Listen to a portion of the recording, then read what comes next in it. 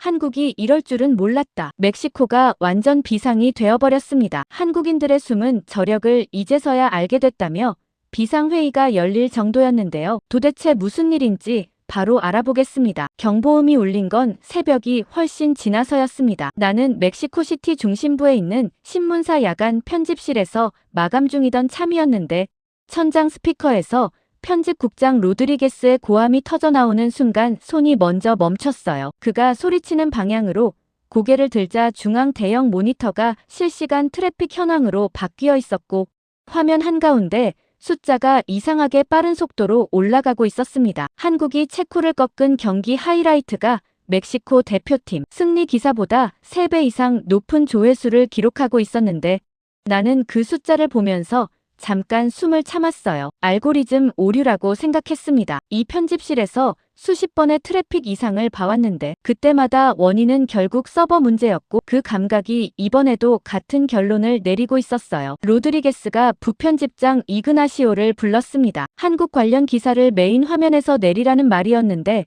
목소리가 짧고 단호했어요. 이그나시오가 고개를 끄덕이며 키보드를 두드렸고 나는 그 옆에서 커피잔을 집어들었는데 이미 식어 있었습니다. 내려가는데 걸린 시간은 2분도 되지 않았어요. 나는 그 장면을 보면서 이게 맞는 판단이라고 생각했는데 멕시코 대표팀이 이긴 날 한국 기사가 상단을 차지하는 건 말이 되지 않았거든요. 로드리게스도 같은 생각이었을 거예요. 그는 자리에 앉아 다른 보고서를 들여다보기 시작했고 편집실은 다시 마감 소리로 가득 찼으며 나는 커피를 한 모금 마시고 자리로 돌아가려 했습니다. 그런데 1시간도 지나지 않아 이그나시오가 자리에서 일어났어요. 그가 모니터를 가리키며 뭔가를 말하는 순간 편집실 안 키보드 소리가 일제히 멈췄습니다. 서버 일부가 다운되고 있었어요. 나는 화면을 보며 그 숫자가 무엇을 의미하는지 이해하기 전에 로드리게스가 이미 전화를 들고 있는 걸 봤습니다. 목소리가 낮았는데 빠르게 움직이는 그의 눈이 화면에서 떠나지 않고 있었어요. 한국 기사를 내린 직후부터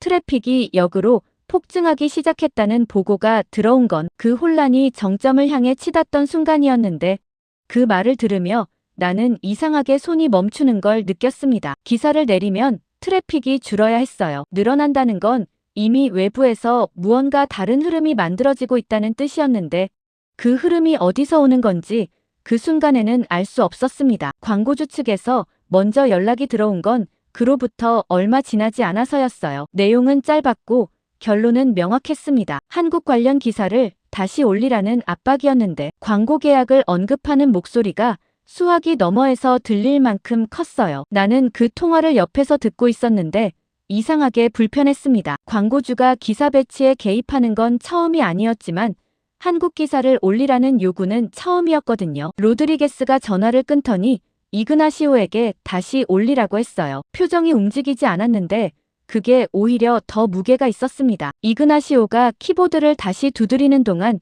나는 그 장면을 보면서 1시간도 안 되어 결정이 뒤집혔다는 사실이 이상하게 오래 눈에 걸렸어요. SNS 실시간 검색어 상위권이 황인범과 이강인 이름으로 뒤덮여 있다는 보고가 들어온 건 그 직후였습니다. 나는 그 이름들을 보면서 2달 전까지만 해도 멕시코 언론에서 한 번도 메인으로 올라온 적 없는 이름들이라는 걸 떠올렸는데 그 생각을 입 밖에 내기 전에 편집실 구석에서 누군가 소리쳤습니다. BTS 관련 행사 소문이 도시 전역으로 퍼지고 있다는 말이었는데 그 한마디가 편집실 전체의 온도를 순식간에 바꿔버렸어요. 무전 소리와 누군가 전화를 받는 소리가 뒤섞였고 이그나시오가 창밖을 보며 낮게 중얼거렸는데 나는 그 말이 정확히 들리지 않았어도 뜻은 알 수 있었습니다. 도시 곳곳에 인파가 몰리고 있다는 거였어요. 로드리게스가 나를 봤습니다. 에르난데스, 나가보라고 했어요. 현장 취재를 자청하기 전에 그가 먼저 내 이름을 불렀는데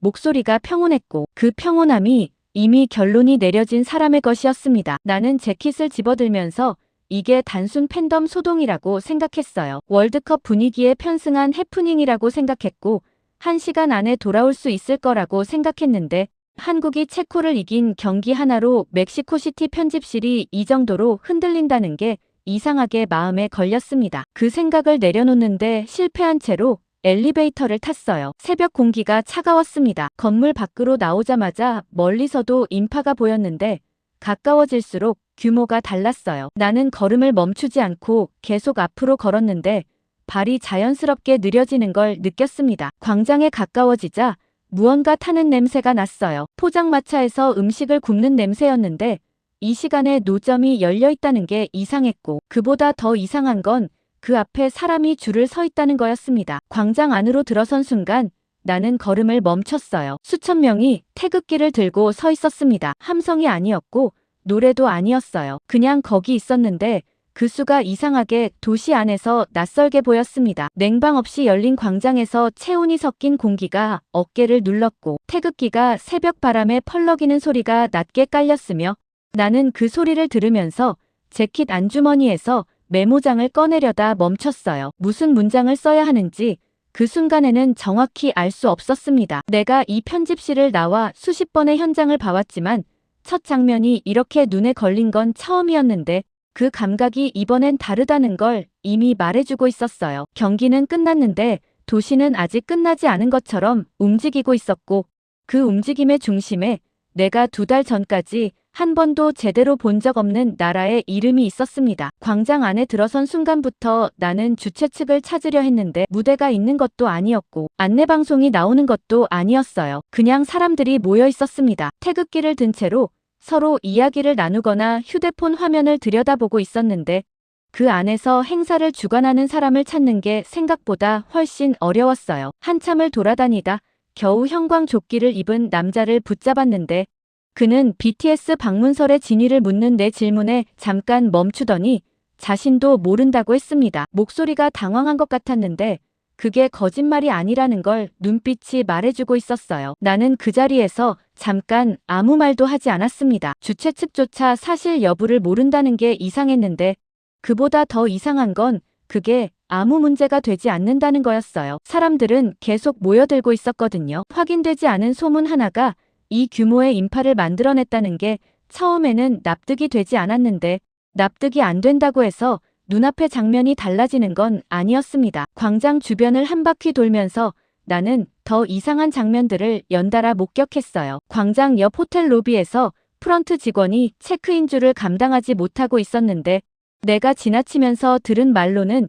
이미 만실이라는 거였습니다. 그 옆 노점상에서는 한국 관련 물건들이 쌓인 좌판 앞에 사람들이 빽빽하게 붙어 있었는데 주인 아주머니가 거스름돈을 세는 손이 눈에 띄게 빨랐어요. 그 손이 멈추질 않았습니다. 나는 그 옆을 지나치면서 평소 이 시간대 이 골목이 어떤지를 떠올렸는데 새벽에 이 정도 매출이 나오는 곳이 아니었거든요. 멕시코시티 취재를 시작한 지 오래됐지만 이 골목이 이렇게 돌아가는 건 처음 봤어요. 나는 처음에 단순 팬덤 소동으로 기사 방향을 잡고 있었습니다. BTS 방문설이 퍼지면서 팬들이 몰렸고 해프닝으로 끝날 거라는 방향이었는데 한국 관련 상품을 파는 임시 매장 앞에서 그 방향이 처음으로 흔들렸어요. 매장 안이 텅 비어 있었거든요. 물건이 없는 게 아니라 팔린 거였는데 몇 시간 만에 재고가 전부 나갔다는 말을 주인에게 직접 들었습니다. 그가 매출을 말하는 표정이 믿기지 않는다는 쪽에 가까웠는데 나는 그 표정을 보면서 이게 단순한 팬덤 소비가 아닐 수 있다는 생각이 처음으로 들었어요. 매장 주인은 한국 물건을 팔기 시작한 게 얼마 되지 않았다고 했는데 이렇게 빠르게 팔릴 줄은 몰랐다는 말을 2번 반복했습니다. 2번 반복하는 사람의 얼굴은 되게 진심인데 그 얼굴이 이상하게 오래 눈에 걸렸어요. 현지 방송국들이 긴급 생중계 경쟁에 뛰어들고 있다는 사실을 확인한 건 광장 한쪽에서 카메라를 설치하는 팀을 3곳 동시에 목격하면서였습니다. 한 방송국 카메라맨이 다른 방송국 팀과 각도를 두고 신경전을 벌이고 있었는데 나는 그 장면을 보면서 이게 이미 단독 특종 경쟁이 아니라는 걸 느꼈어요. 모두가 같은 장면을 찍으러 나온 거였는데 그 장면의 주인공이 한국이라는 사실이 이상하게 맞물리지 않았습니다. 멕시코가 개최국인 월드컵에서 멕시코 방송국들이 한국 팬들을 생중계하고 있었어요. 관광청 직원 베라를 만난 건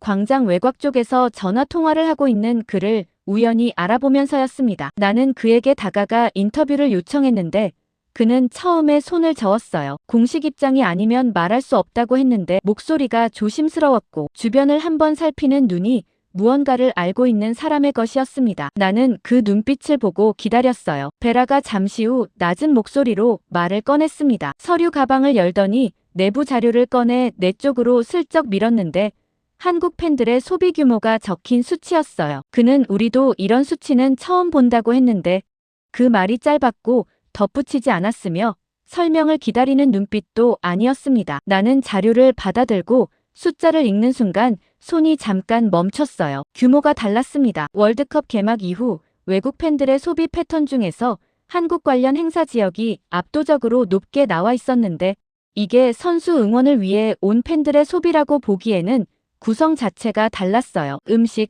상품, 숙박뿐 아니라 한국 문화 관련 체험 프로그램 예약까지 포함되어 있었는데 나는 그 항목들을 보면서 이 사람들이 단순히 BTS를 보러 온 게 아니라는 걸 처음으로 진지하게 받아들였습니다. 베라가 자료를 다시 가방 안에 넣으며 말했어요. 윗선에는 말하지 말아달라고 했는데 그 말이 끝나는 순간 그가 왜 공식 인터뷰를 거부했는지 이해가 됐습니다. 이 수치가 공개되면 관광청이 월드컵 유치 효과를 한국에 빼앗겼다는 해석이 나올 수 있었는데 그 해석이 틀린 말이 아닐 수도 있다는 게 더 불편하게 걸렸어요. 베라가 자리를 뜨고 나서 나는 광장을 다시 천천히 둘러봤습니다. BTS는 오지 않았어요. 확인된 것도 없었고 공식 발표도 없었는데 도시는 이미 움직이고 있었습니다. 광장 대형 화면에 황인범의 골 장면이 다시 재생되자 사람들이 환호성을 질렀는데 선수가 직접 여기 있는 것도 아니고 경기가 벌어지고 있는 것도 아니었어요. 화면 속 장면 하나가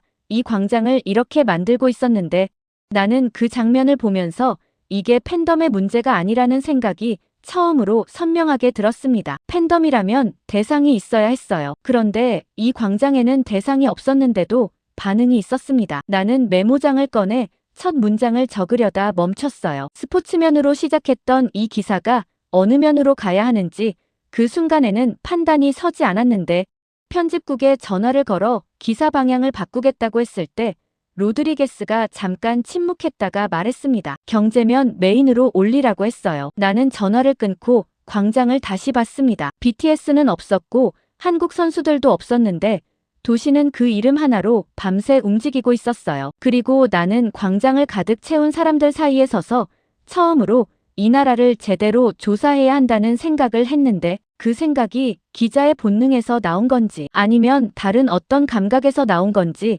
그 순간에는 구분할 수가 없었습니다. 편집국으로 돌아온 건 광장의 새벽 공기가 아직 옷에 배어 있을 때였습니다. 나는 자리에 앉자마자 경제부 기자 몬테로를 찾았는데 그는 이미 모니터 2개를 켜놓고 데이터를 들여다보고 있었어요. 내가 베라에게 받은 관광청 자료를 내밀자 몬테로가 잠깐 훑더니 고개를 들었습니다. 이거 어디서 났냐고 물었는데 목소리가 낮았고 눈빛이 달랐어요. 나는 출처는 말할 수 없다고 했고 그는 더 묻지 않았습니다. 몬테로가 자료를 자신의 모니터 옆에 펼쳐놓고 키보드를 두드리기 시작했는데 그 손이 멈추지 않았어요. 나는 그 옆에서 커피를 한 잔 들고 화면을 같이 봤는데 숫자들이 쌓일수록 이상한 감각이 손끝에서 올라오기 시작했습니다. 체코전 이후 한국 관련 검색량이 축구 선수 이름에서 시작해서 삼성, 현대, 한국 관광, 한국 음식으로 번지고 있었어요. 선수 이름을 검색한 사람이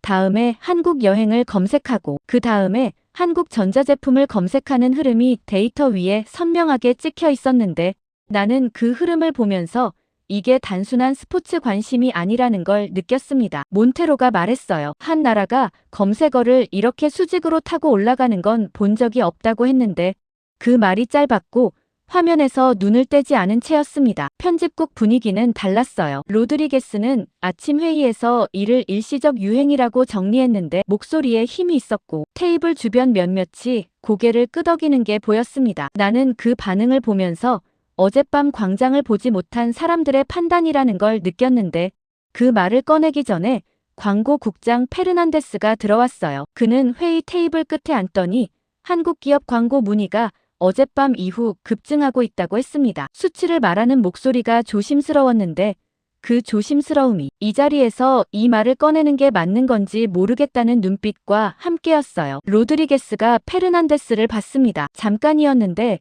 그 눈빛에 뭔가를 계산하는 게 담겨 있었어요. 회의는 그렇게 끝났는데 결론이 나지 않은 채로 끝났다는 게 이상하게 더 무겁게 느껴졌습니다. 나는 자리로 돌아와 BTS 효과라는 제목으로 기사 초안을 작성하기 시작했어요. 광장에서 본 장면들과 베라의 자료, 몬테로와 함께 분석한 검색량 데이터를 엮어서 한국 문화가 멕시코 소비 시장에 미치는 영향을 정리하는 방향이었는데 다 쓰고 나서 로드리게스에게 넘겼습니다. 그가 초안을 읽는데 오래 걸리지 않았어요. 돌아온 건 기사가 아니라 다른 서류였습니다. 한국 기업 광고 수익 보고서였는데 로드리게스가 그것을 내 책상 위에 올려놓으며 말했어요. 이게 더 중요한 이야기라고 했는데 목소리가 평온했고 그 평온함이 이미 방향을 정한 사람의 것이었습니다. 나는 보고서를 집어들고 첫 장을 읽었어요. 한국 기업들의 광고 집행 규모가 체코전 이후 단기간에 올라간 수치가 적혀 있었는데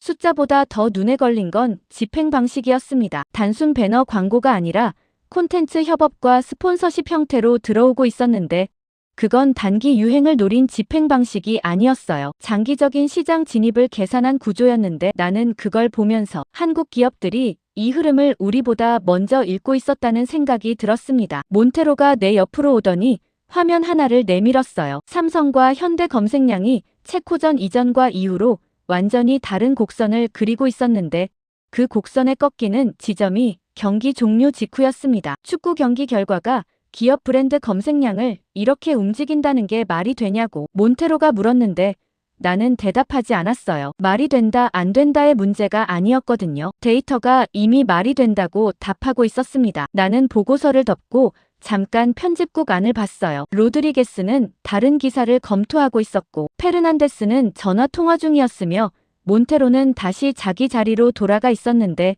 이 공간 안에서 방금 내가 읽은 것들이 얼마나 무게를 갖고 있는지 알고 있는 사람이 몇이나 될지 그 순간에는 알 수 없었습니다. 한국 문화가 움직이는 게 아니었어요. 한국이라는 나라 전체가 움직이고 있었는데 그 움직임이 축구장 밖에서 더 크게 일어나고 있었습니다. 나는 그 사실을 처음으로 인정하면서 이상하게 불편한 감각이 드는 걸 느꼈어요. 불편한 이유가 뭔지 정확히 알 수 없었는데 체코전 영상을 처음부터 다시 분석해야겠다는 생각이 든 건 그 불편함 때문이었습니다. 내가 이 편집국에서 수십 개의 스포츠 기사를 써왔는데 경기 영상을 처음부터 다시 분석하고 싶다는 생각이 든 건 처음이었어요. 그 생각이 어디서 오는 건지 자리에 앉아 모니터를 켜면서도 정확히 알 수 없었는데 영상을 재생하는 순간 화면 속에서 이상한 장면이 눈에 들어오기 시작했습니다. 영상을 처음부터 재생한 건 편집국 분석실 안에서였습니다. 형광등이 하나 깜빡이고 있었고 냉방이 과하게 가동되고 있었으며 창밖으로 멕시코시티 낮 햇빛이 하얗게 번지고 있었는데 나는 그 빛을 등지고 화면만 봤어요. 처음엔 그냥 경기 영상이었습니다. 한국이 체코를 꺾은 경기였고 결과는 이미 알고 있었으며 하이라이트도 편집실에서 몇 번 봤는데 처음부터 다시 보니까 달랐어요. 뭔가가 눈에 걸렸는데 처음엔 그게 뭔지 정확히 알 수 없었습니다. 나는 영상을 멈추고 되감았어요. 황인범이 공을 잡는 장면이었는데 체코 수비 2명이 동시에 움직이고 있었습니다. 나는 그 장면을 3번 반복해서 봤어요. 황인범이 공을 잡을 때마다 체코 수비 구조 전체가 반응하고 있었는데 처음엔 우연이라고 생각했습니다. 한 선수에게 수비가 쏠리는 건 흔한 장면이었으니까요. 그런데 4번째로 같은 장면을 보면서 이게 우연이 아니라는 걸 느꼈어요. 수비가 쏠리는 게 아니었습니다. 수비 구조 자체가 황인범을 기준으로 재편되고 있었어요. 나는 분석 프로그램을 열었습니다. 경기 전체에서 한국 공격이 어느 선수를 거쳐 시작되는지를 추적하는 작업이었는데 결과가 나오는데 그리 오래 걸리지 않았어요. 화면에 데이터가 올라오는 순간 나는 잠깐 숨을 참았습니다. 한국 공격 대부분이 황인범의 발을 거쳐 시작되고 있었어요. 손흥민이 골을 넣는 장면이 하이라이트를 장식했지만 그 골이 시작된 지점을 역추적하면 황인범이 있었고 이강인이 패스를 연결하는 장면도 황인범이 먼저 공간을 만들어 놓은 뒤였습니다. 나는 그 데이터를 보면서 내가 이 경기를 얼마나 잘못 보고 있었는지를 처음으로 실감했어요. 한국이 손흥민 원맨 팀이라고 믿어왔는데 데이터는 정반대를 말하고 있었습니다. 손흥민은 결과였고 황인범은 과정이었어요. 그 구분이 이상하게 머릿속에서 지워지지 않았습니다. 몬테로가 분석실 문을 열고 들어온 건 내가 영상을 5번째 돌려보고 있을 때였어요. 그는 내 화면을 보더니 잠깐 멈췄습니다. 황인범이냐고 물었는데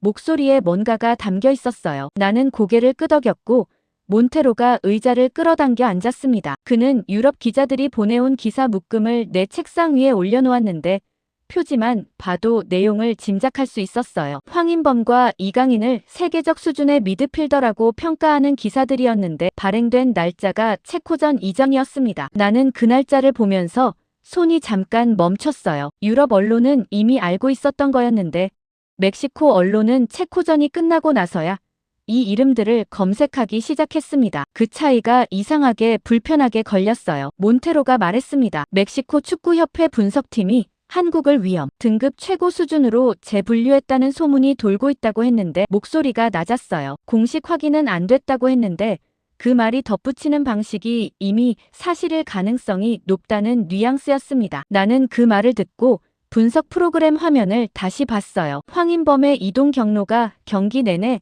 체코 수비를 어떻게 흔들었는지가 선으로 표시되어 있었는데 그 선들이 이상하게 설계도처럼 보였습니다. 즉흥적인 움직임이 아니었어요. 반복되는 패턴이 있었는데 그 패턴이 경기 초반부터 후반까지 일관되게 유지되고 있었습니다. 나는 협회 관계자를 직접 만나기로 결심했어요. 소문이 사실인지 확인하는 게 먼저였는데 그보다 더 솔직히 말하면 이 데이터를 누군가에게 직접 들이밀고 반응을 보고 싶었습니다. 협회 관계자 오르티스를 섭외하는데 하루가 걸렸어요. 그는 처음에 인터뷰를 거부했는데 몬테로가 중간에서 연결을 도와줬고 결국 비공식으로 만나는 자리가 마련됐습니다. 약속 장소는 협회 건물 근처 카페였는데 오르티스가 먼저 와 있었어요. 나는 자리에 앉으며 그의 표정을 읽으려 했는데 표정이 없었습니다. 여유로운 게 아니라 관리하고 있는 얼굴이었어요. 나는 황인범 분석 데이터를 꺼내 테이블 위에 올려놓았습니다. 오르티스가 그것을 봤어요. 잠깐이었는데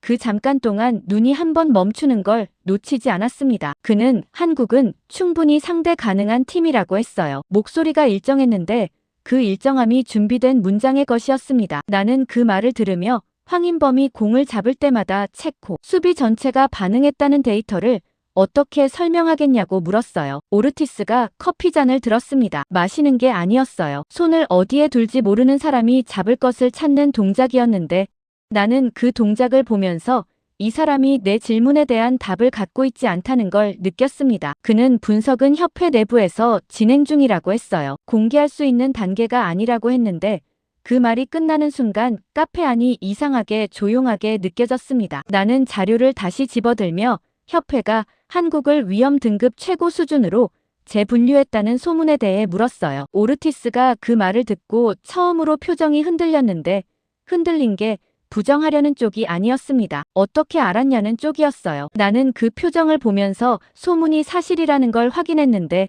확인하고 나서도 이상하게 기쁘지 않았습니다. 오르티스가 자리에서 일어나며 이 대화는 공식 인터뷰가 아니라고 했어요. 나는 알겠다고 했습니다. 그가 카페를 나간 뒤 나는 잠깐 자리에 앉아 있었어요. 테이블 위에 황인범 분석 데이터가 펼쳐져 있었는데 오르티스의 커피잔이 반쯤 남은 채로 그 옆에 있었습니다. 나는 그 잔을 보면서 협회가 공식적으로는 여유로운 척하면서 내부에서는 전혀 다른 평가를 내리고 있다는 사실이 머릿속에서 지워지지 않았어요. 황인범이라는 이름이 이 도시에서 처음 들린 게 불과 며칠 전이었는데 지금 이 순간 그 이름은 협회 분석팀의 위험 등급을 바꿔놓고 있었습니다. 협회 건물에 들어간 건 오르티스를 만난 다음 날이었습니다. 공식 취재 허가를 받은 게 아니었는데 협회 홍보팀에 멕시코 대표팀 훈련 일정 관련 취재를 요청하면서 건물 안으로 들어갈 명분을 만들었어요. 로비는 생각보다 조용했습니다. 정면 벽에 멕시코 대표팀 유니폼이 액자에 걸려 있었고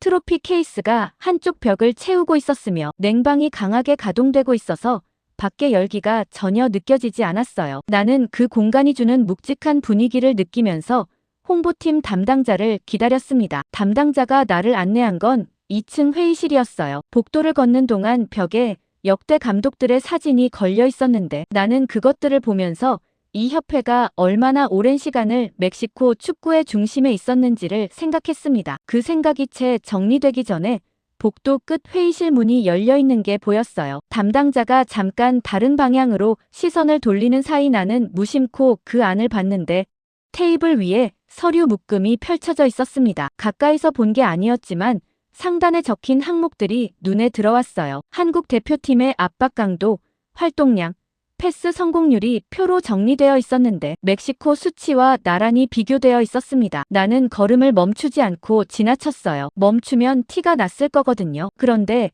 이미 눈에 들어온 내용이 머릿속에서 지워지지 않았습니다. 한국 수치가 멕시코보다 높게 표시된 항목이 하나가 아니었어요. 회의실 안으로 들어가 자리를 잡자마자 담당자가 서류를 챙기러 잠깐 자리를 비웠습니다. 나는 그 틈에 복도 쪽을 한 번 더 봤는데 아까 봤던 회의실 문이 닫혀 있었어요. 그 문이 닫히는 속도가 내가 지나치는 걸 누군가 봤다는 뜻일 수도 있었는데 그 가능성을 생각하면서도 이미 본 것들이 머릿속에서 계속 맴돌았습니다. 담당자가 돌아왔어요. 그는 훈련 일정 관련 공식 자료를 내밀었는데 내용이 예상대로 공개 가능한 것들만 담겨 있었습니다. 나는 그것을 받아들면서 한국 대표팀 분석 보고서가 내부적으로 작성됐는지 물었어요. 담당자가 잠깐 멈췄습니다. 표정이 관리되고 있었는데 눈이 한 번 흔들렸어요. 그는 모든 상대팀에 대한 기본 분석은 진행한다고 했는데 목소리가 너무 빠르지 않게 조절하려는 게 느껴졌습니다. 나는 한국 수치가 멕시코보다 높게 나온 항목이 있냐고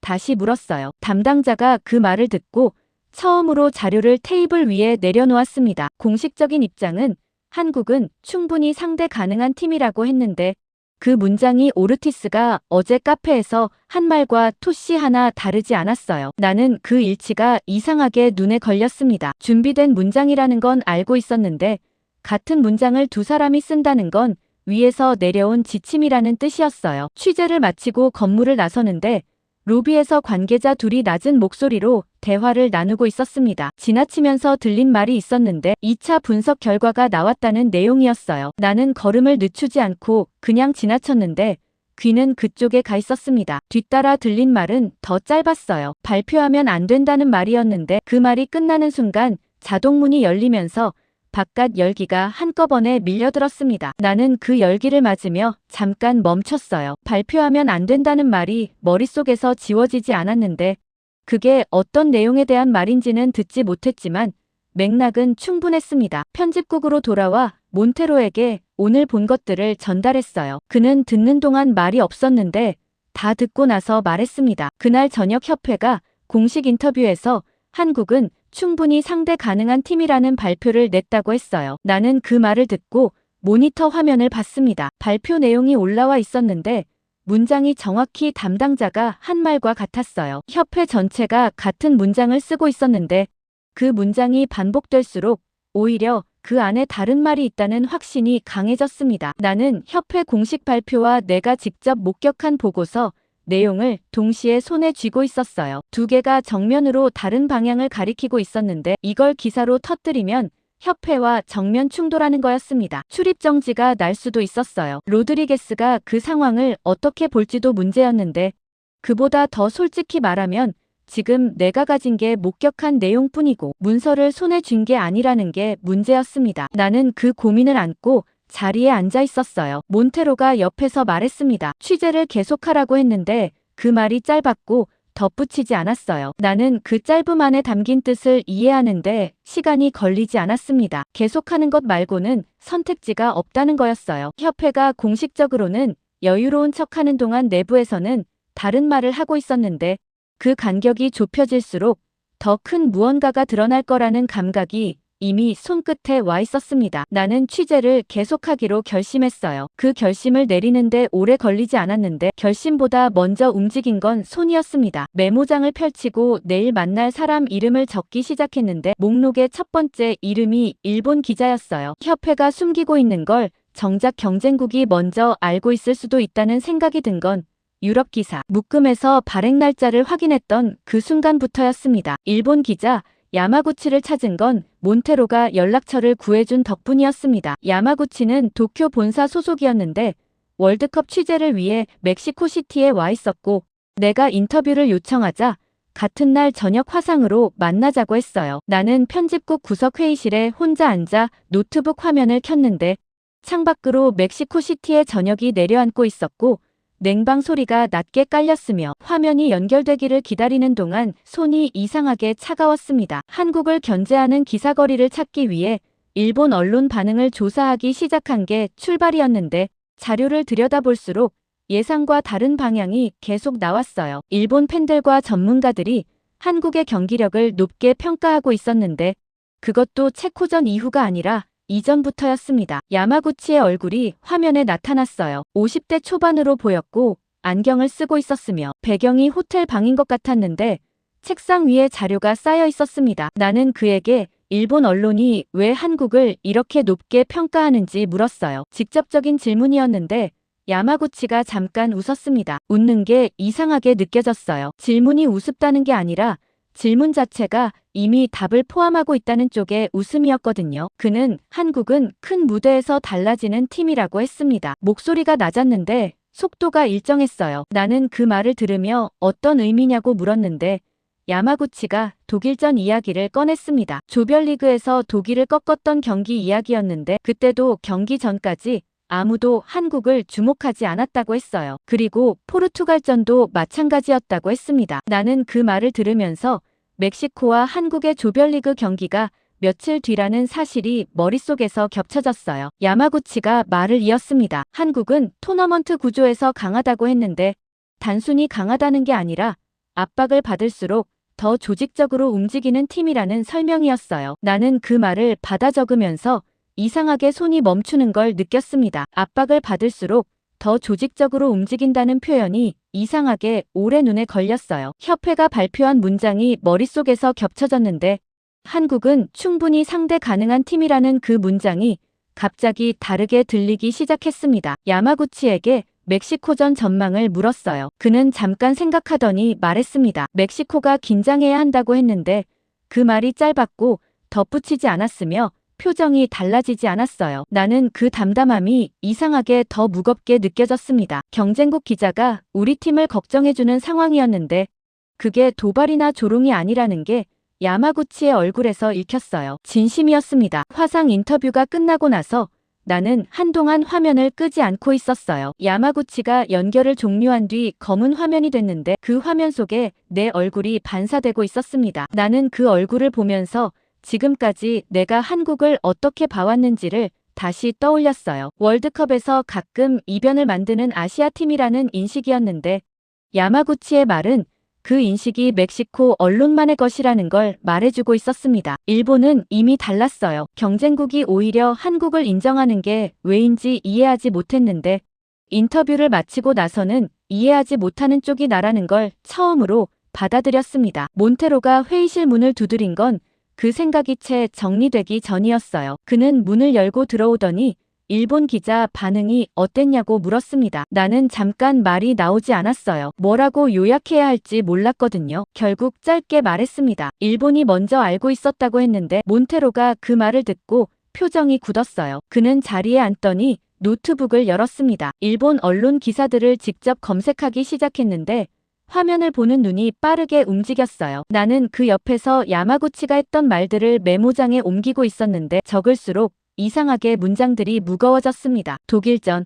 포르투갈전, 그리고 이번 체코전까지 이어지는 흐름이 있었어요. 한국이 큰 무대에서 달라진다는 말이 단순한 평가가 아니라 데이터에서 나온 말이라는 게 야마구치의 설명 방식에서 느껴졌는데 그 느낌이 맞다면 멕시코가 한국을 충분히 상대 가능하다고 발표하는 동안 실제로는 다른 준비를 하고 있어야 한다는 뜻이었습니다. 몬테로가 화면을 내 쪽으로 돌렸어요. 일본 주요 언론에서 멕시코가 긴장해야 한다는 기사가 체코전 이전부터 올라와 있었는데 발행 날짜가 유럽 기사들과 비슷했습니다. 나는 그 날짜들을 보면서 손끝이 차가워지는 걸 느꼈어요. 세계가 이미 알고 있었는데 멕시코만 몰랐다는 게 사실이라면 협회가 공식 발표에서 여유로운 척하는 이유가 몰라서가 아니라는 뜻이었습니다. 알면서도 발표하지 않는 거였어요. 그 두 가지 가능성이 머릿속에서 맞물리지 않았는데 맞물리지 않는다고 해서 달라지는 게 없다는 것도 알고 있었습니다. 나는 메모장을 덮고 창밖을 봤어요. 멕시코시티의 밤이 내려앉아 있었고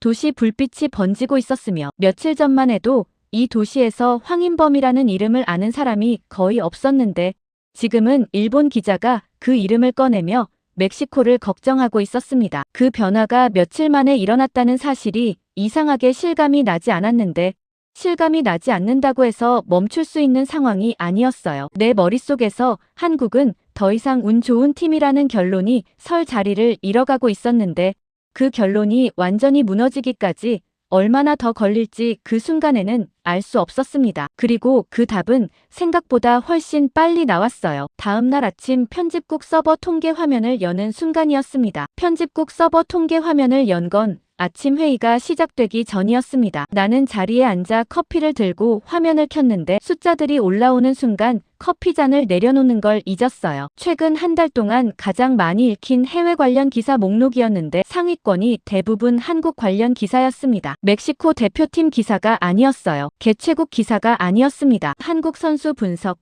한국 문화 소개, 한국 기업 광고 관련 기사들이 상위권을 채우고 있었는데 나는 그 목록을 위해서 아래로 한번 훑고 나서 다시 위로 올라갔어요. 처음 봤을 때 잘못 읽은 게 아닌지 확인하고 싶었는데 두 번째로 읽어도 같은 순서였습니다. 몬테로가 옆자리에 앉으며 화면을 봤어요. 그는 아무 말도 하지 않았는데 표정이 말하고 있었습니다. 나는 그 표정을 보면서 이걸 아침 회의에 가져가야겠다는 생각이 들었어요. 회의실에 들어섰을 때 로드리게스는 이미 자리에 앉아 있었습니다. 그 옆에 광고국장 페르난데스가 있었고 스포츠 에디터 카르바알이 테이블 끝에 앉아 있었으며 다른 기자 2명이 구석 쪽에 있었어요. 나는 서버 통계 출력본을 테이블 위에 올려놓았습니다. 로드리게스가 그것을 봤는데 표정이 움직이지 않았어요. 카르바알이 먼저 말했습니다. 월드컵 효과라고 했는데 목소리에 힘이 있었고 테이블 주변 몇몇이 고개를 끄덕이는 게 보였어요. 나는 그 반응을 보면서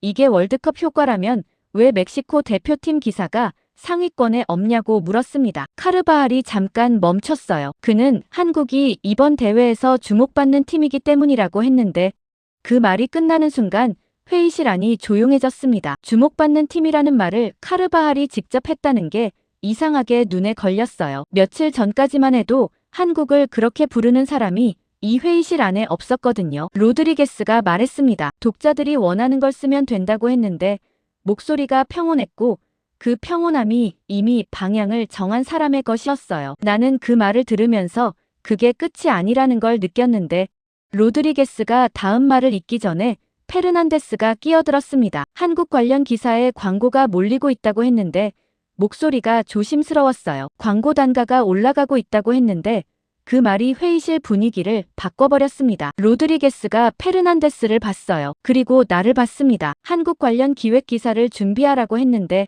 며칠 전 BTS 효과 초안을 반려했던 사람의 입에서 나온 말이었어요. 나는 알겠다고 했습니다. 회의가 끝나고 자리로 돌아온 나는 그동안 모아둔 자료들을 다시 펼쳤어요. 야마구치 인터뷰 메모, 오르티스를 만났을 때 본 보고서 내용, 몬테로와 함께 분석한 검색량, 데이터, 베라가 건넨 관광청 수치까지 테이블 위에 늘어놓았는데 조각들이 많았습니다. 그런데 그 조각들을 보면서 이상한 걸 발견했어요. 멕시코 언론이 손흥민만 집중 조명하고 있는 동안 세계 언론은 이미 황인범, 이강인, 김민재, 오현규를 오래전부터 분석하고 있었다는 사실이었습니다. 유럽 기사 묶음 날짜, 야마구치가 언급한 일본 분석 자료, 협회 회의실에서 얼핏 본 보고서, 항목들이 전부 같은 방향을 가리키고 있었어요. 세계가 이미 알고 있었는데 멕시코만 몰랐다는 게 데이터 안에서 점점 선명해지고 있었는데 선명해질수록 불편했습니다. 몬테로가 내 옆으로 와서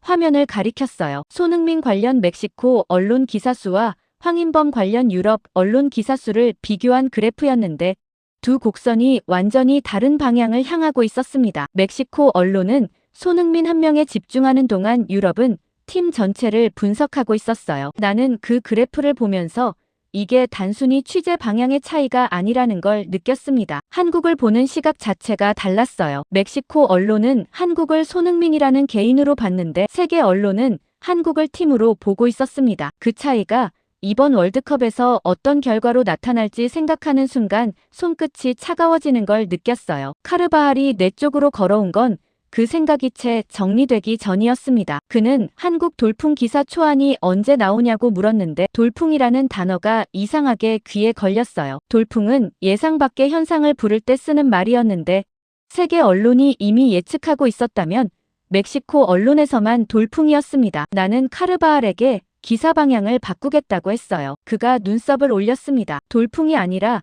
우리가 놓친 것에 대한 기사라고 했는데 카르바알이 잠깐 나를 보더니 로드리게스한테 확인하라고 했어요. 목소리가 불편하다는 쪽에 가까웠습니다. 나는 자리로 돌아와 기존 원고 파일을 열었어요. 한국 돌풍이라는 제목이 화면 상단에 있었는데 나는 그것을 지우고 새로운 제목을 입력했습니다. 우리는 한국을 너무 늦게 이해했다 라고 적었는데 화면 위에 그 문장이 올라오는 순간 이상하게 손이 멈추지 않았어요. 맞는 제목이라는 확신이 들었는데 확신이 드는 동시에 이 제목이 편집국 안에서 어떤 반응을 만들어낼지도 알고 있었습니다. 제목을 입력하고 나서 원고를 처음부터 다시 쓰기 시작했어요. 그런데 첫 문단을 절반쯤 썼을 때 편집실 안으로 속보 알림이 울렸습니다. 멕시코 축구협회 비상회의가 소집됐다는 내용이었는데 소집 이유가 공개되지 않았어요. 나는 알림 화면을 보면서 손이 키보드 위에서 멈추는 걸 느꼈습니다. 비상회의라는 말이 이 순간에 나왔다는 게 이상하게 맞물렸어요. 내가 협회 건물에서 본 것들, 오르티스의 표정, 복도에서 들린 말들이 머릿속에서 한꺼번에 겹쳐졌는데 이게 더 큰 사건의 시작이라는 걸 속보 화면을 보는 순간 이미 알고 있었습니다. 비상회의 소집 속보가 뜬 순간부터 나는 움직이기 시작했습니다. 편집국 안에서 다른 기자들도 알림을 받는지 여기저기서 전화 소리가 났는데 나는 재킷을 집으며 몬테로에게 협회 내부 연락처를 아는 사람이 있냐고 물었어요. 몬테로가 전화기를 들면서 알아보겠다고 했는데 목소리가 빨랐습니다. 나는 그 사이에 이미 건물 밖으로 나서고 있었어요. 협회 본부까지 택시로 20분이었는데 그 20분 동안 창밖을 보면서 비상회의라는 말이 머릿속에서 계속 맴돌았습니다. 협회가 비상회의를 소집하는 건 흔한 일이 아니었어요. 월드컵 중에 소집하는 건 더욱 아니었는데 소집 이유가 공개되지 않았다는 게 이상하게 더 눈에 걸렸습니다. 공개하지 못할 이유가 있다는 뜻이었거든요. 협회 본부 앞에 도착했을 때 이미 다른 언론사 차량이 2대 서 있었습니다. 나는 건물 정면을 보면서 어떻게 안으로 들어갈지를 생각했어요. 어제 받은 취재 허가는 훈련 일정 관련이었는데 그 명분으로 다시 들어가기는 어려웠습니다. 건물 옆쪽을 돌아보니 직원 출입구가 따로 있었어요. 나는 그쪽으로 걸어가면서 휴대폰을 꺼내 전화하는 척했습니다. 출입구 앞에 경비가 있었는데 시선이 정면을 향해 있었어요. 나는 그 옆을 지나치다가 마침 안에서 직원 한 명이 문을 열고 나오는 순간을 잡아 안으로 들어섰습니다. 복도는 평소보다 사람이 많았어요. 빠른 걸음으로 지나다니는 직원들이 있었고 낮은 목소리로 대화를 나누는 사람들이 있었으며 전화를 들고 복도 끝으로 걸어가는 사람도 있었는데 전체적인 분위기가 무언가 결정을 앞둔 것 같았습니다. 나는 최대한 자연스럽게 걸으면서 지하 회의실 방향을 찾았어요. 어제 왔을 때 2층으로 안내받았는데 비상회의가 같은 층에서 열릴 거라는 보장은 없었습니다. 계단을 내려가다가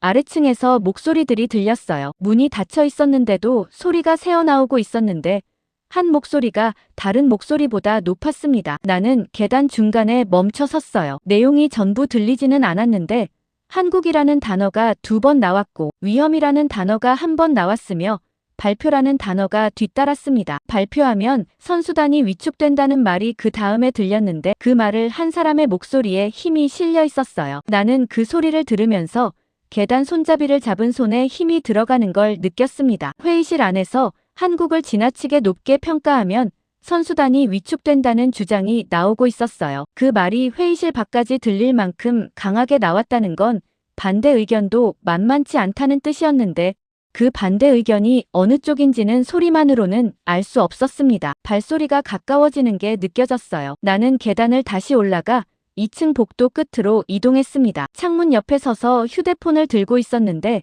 손이 이상하게 차가웠어요. 잠시 후 지하에서 올라온 남자가 복도를 빠르게 지나쳤는데 얼굴이 굳어 있었고 서류를 끼고 있었으며 내 쪽을 보지 않았습니다. 나는 그 뒷모습을 보면서 회의가 아직 끝나지 않았다는 걸 알았어요. 몬테로에게서 문자가 왔습니다. 협회 내부 관계자가 오늘 회의에서 한국전 위험도를 두고 경론이 벌어지고 있다는 정보를 흘렸다는 내용이었어요. 나는 그 문자를 읽으면서 계단에서 들은 것들이 맞아떨어지는 걸 느꼈습니다. 경론이라는 말이 눈에 걸렸는데 협회 내부가 하나의 목소리가 아니라는 뜻이었어요. 한쪽은 한국을 높게 평가한 내부 보고서를 인정하자는 쪽이었고, 다른 쪽은 그걸 공개하면 선수단 심리에 영향을 준다는 쪽이었는데, 그 두 입장이 지금 지하 회의실 안에서 충돌하고 있었습니다. 협회가 회의를 마치고 공식 발표를 낸 건 건물을 나서고 나서 1시간이 지나서였어요. 나는 편집국으로 돌아와 몬테로와 함께 발표 내용을 봤는데 한국은 충분히 상대 가능한 팀이라는 문장이 또 나왔습니다. 세 번째였어요. 오르티스가 카페에서 했고 담당자가 회의실에서 했으며 이번엔 협회 공식 성명으로 나왔는데 나는 그 문장을 세 번째로 읽으면서 이게 발표가 아니라 방어라는 걸 느꼈습니다. 진실을 말하는 문장이 아니라 진실을 막는 문장이었어요. 몬테로가 말했습니다. 발표 직후 SNS에서 한국 관련 영상이 더 폭발적으로 확산되고 있다고 했는데 화면을 가리키는 손이 빨랐어요. 협회가 여유롭다는 발표를 낸 직후에 오히려 한국에 대한 관심이 더 커지고 있었는데 역효과가 발생하고 있었습니다. 진정시키려는 발표가 오히려 불을 키운 거였어요. 그런데 더 놀라운 건 그 다음이었습니다. 몬테로가 화면을 스크롤하더니 멈췄어요. 멕시코 방송사들이 한국 특집 프로그램 제작에 착수했다는 내용이 업계 내부에서 흘러나오고 있었는데 한 곳이 아니었습니다. 경쟁 관계인 방송사 두 곳이 동시에 같은 방향을 잡고 있었어요. 나는 그 내용을 보면서 이게 무슨 의미인지 생각했습니다. 협회는 여유롭다고 발표했는데 방송사들은 한국 특집을 만들고 있었어요. 같은 나라 안에서 두 개의 판단이 완전히 다른 방향을 가리키고 있었는데 그 두 판단 중 어느 쪽이 현실에 더 가까운지는 광장에서 본 태극기, 인파와 서버 통계 화면이 이미 말해주고 있었습니다. 나는 방송국 간부를 직접 만나야겠다는 생각이 들었어요. 협회 발표와 방송국의 움직임이 이렇게 다르다면 그 간격 안에 더 큰 진실이 있었는데 그 진실을 확인하려면 내부 자료가 필요했습니다. 몬테로가 방송국 쪽 연락처를 알아보겠다고 했는데 그 말이 끝나기 전에 내 휴대폰이 울렸어요. 화면에 뜬 번호를 보는 순간 손이 멈췄습니다. 협회 내부 번호였어요. 나는 전화를 받았는데 목소리가 낮았고 빠르게 말했으며 이름을 밝히지 않았습니다. 오늘 회의에서 나온 한국 관련 수치를 보고 싶으면 내일 아침 특정 장소로 나오라는 말이었는데 그 말이 끝나자마자 전화가 끊겼어요. 나는 화면을 보면서 잠깐 아무 말도 하지 않았습니다. 협회 안에서 누군가 움직이고 있었는데 그 누군가가 내부 보고서를 공개하려 한다는 뜻이었어요. 한국은 충분히 상대 가능하다는 문장이 3번 반복되는 동안 협회 안에서는 그 문장을 믿지 않는 사람이 있었던 거였습니다. 약속 장소는 협회 건물에서 3블록 떨어진 카페였습니다. 나는 약속 시간보다 20분 일찍 도착해서 창가 자리에 앉았는데 커피를 시켜놓고 문 쪽을 보면서 기다렸어요. 카페 안이 조용했고 냉방이 약하게 돌고 있었으며 바깥 열기가 유리창 너머로 번지고 있었는데 그 열기를 보면서 어젯밤 전화를 건 사람이 실제로 나타날지 확신이 서지 않았습니다. 익명으로 전화를 걸어 내부 자료를 넘기겠다는 사람이 마음을 바꿀 가능성은 항상 있었거든요. 그런데 약속 시간이 되자 문이 열렸어요. 40대 중반으로 보이는 남자였는데 정장 차림이었고 서류 가방을 들고 있었으며 카페 안을 한번 훑고 나서 내 쪽으로 걸어왔습니다. 나는 자리에서 일어나려다 그가 손짓으로 앉으라는 신호를 보내는 걸 보고 멈췄어요. 그는 맞은편에 앉더니 커피를 시키지 않고 바로 가방을 열었습니다. 이름을 묻기 전에 그가 먼저 말했어요. 이름은 말할 수 없다고 했는데 목소리가 낮았고 주변을 한 번 더 살폈습니다. 나는 고개를 끄덕였어요. 그가 서류 묶음을 꺼내 테이블 위에 올려놓았는데 표지에 협회 내부 문서라는 표시가 찍혀 있었습니다. 나는 그것을 받아들고 첫 장을 열었어요. 멕시코 데이터 센터에 들어간 건 그로부터 이틀이 지나서였습니다. 협회 내부 문서를 확보한 뒤 몬테로와 함께 내용을 분석하는데 하루가 걸렸고 그 내용을 검증하기 위해 방송국 쪽 취재 허가를 받는데 또 하루가 걸렸어요. 방송국 간부 살가도는 처음에 내부 시청률 자료 공개를 거부했는데 몬테로가 광고 관련 공동 취재를 제안하면서 분위기가 바뀌었습니다. 살가도가 취재 허가를 내준 건 그날 저녁이었어요. 데이터 센터는 방송국 건물 지하에 있었습니다. 살가도가 직접 안내했는데 복도가 길었고 조명이 낮았으며 서버 냉각 소리가 낮게 깔려 있었어요. 문을 열고 들어서자 모니터들이 벽면을 따라 줄지어 있었는데 실시간 시청률 화면이 올라와 있었습니다. 나는 그 화면들을 보는 순간 손이 멈췄어요. 멕시코 대표팀 분석 방송보다 황인범과 이강인을 다룬 프로그램 시청률이 더 높게 나오고 있었습니다. 숫자가 화면 위에 선명하게 찍혀 있었는데 나는 그 숫자를 보면서 이게 일시적인 현상인지 아니면 추세인지를 먼저 확인하고 싶었어요. 살가도에게 기간별 추이를 보여달라고 했는데 그가 키보드를 두드리자 그래프가 올라왔습니다. 체코전 이후부터 한국 관련 프로그램 시청률이 꺾이지 않고 올라가고 있었어요. 멕시코 대표팀 분석 방송은 그 반대였습니다. 살가도가 그 그래프를 보면서 말했어요. 편성을 바꿨는데도 상황이 나아지지 않는다고 했는데 목소리가 이걸 말하는 게 맞는 건지 모르겠다는 쪽에 가까웠습니다. 한국 관련 콘텐츠를 줄일수록 시청자 이탈이 발생하는 예상 밖 결과가 나타나고 있다고 했는데 그 말이 끝나는 순간 데이터 센터 안이 이상하게 조용해졌어요. 시청자들이 방송국의 편성 방향을 따라가지 않고 있었습니다. 방송국이 멕시코 대표팀을 더 보여주려 해도 시청자들은 한국 관련 콘텐츠를 더 원하고 있었는데 그 역전이 데이터 위에 선명하게 찍혀 있었어요. 나는 협회에서 받은 내부 문서를 떠올렸습니다. 거기에도 비슷한 방향이 있었는데 방송국 시청률 데이터와 겹쳐놓으니 더 선명해졌어요. 살가도가 다른 화면을 열었습니다. 광고주 문의 현황이었는데 한국 기업 광고 문의가 급증하고 있다는 수치였어요. 나는 그 화면을 보면서 페르난데스가 아침 회의에서 했던 말이 머릿속에서 겹쳐졌습니다. 편집국에서도 같은 흐름이 있었는데 방송국에서도 동일하게 나타나고 있었어요. 살가도가 낮은 목소리로 말했습니다. 광고주들이 먼저 한국 특집 확대를 요구하고 있다고 했는데 방송국이 편성을 결정하는 게 아니라 광고주가 방향을 요구하고 있다는 뜻이었어요. 나는 그 말을 듣는 순간 이게 방송국 하나의 문제가 아니라는 걸 느꼈습니다. 살가도가 문건 하나를 꺼냈어요. 멕시코 재계에서 한국 관련 마케팅 전략을 준비 중이라는 내용이 담겨 있었는데 발행 날짜가 체코전 이전이었습니다. 나는 그 날짜를 보면서 손이 잠깐 멈췄어요. 체코전 이전에 이미 멕시코 재계 일부에서 한국 관련 마케팅을 준비하고 있었다는 건 이 흐름이 체코전 결과 때문에 생긴 게 아니라는 뜻이었습니다. 체코전은 방아쇠였고 총은 이미 장전되어 있었어요. 나는 살가도에게 이 문건을 기사에 사용해도 되냐고 물었습니다. 그가 잠깐 생각하더니 말했어요. 출처를 밝히지 않는 조건이라고 했는데